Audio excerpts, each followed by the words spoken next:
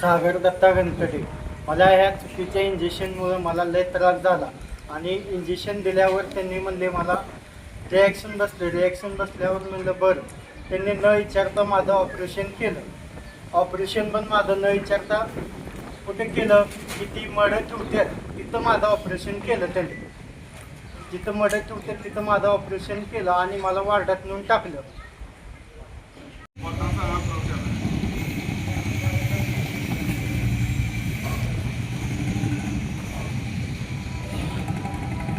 नमस्कार, मी गणेश अंकुशराव.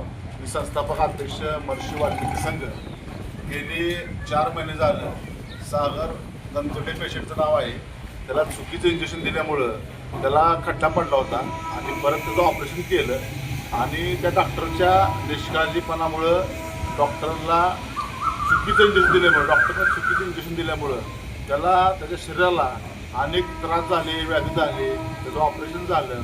त्यानं 2 वेळा आत्महत्या करण्याचा प्रयत्न केला.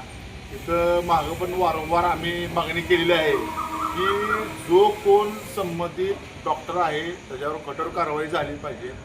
पण झोपलेलं प्रशासन जागवत नाही आणि वारंवार त्यानं मुंबईला असल्या पेशंट असताना मुंबईला जाऊन मंत्रालयामधून त्यानं पोच आणलेली आहे. वरून सुद्धा कुठलीही कारवाई या उपजिल्हा रुग्णालय आद्य क्रांतिकारक राघोजी बांगरे उपजिल्हा रुग्णालयावर कुठलीही कारवाई शासन करत नाही.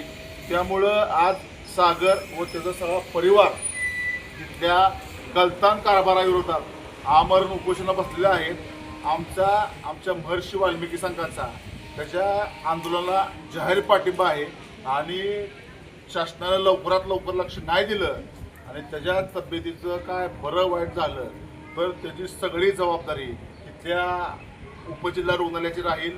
आणि अजूनच एवढ्यावर उपोषणावर तर ऐकत असतील तर आम्ही पंढरपुरातील सर्व सामाजिक संघटना गोळा करून ह्याच्या माध्यमातून एक मोठं जन आंदोलन करू. जय हिंद, जय वाल्मिकी, जय राघोजी, जय आदिवासी.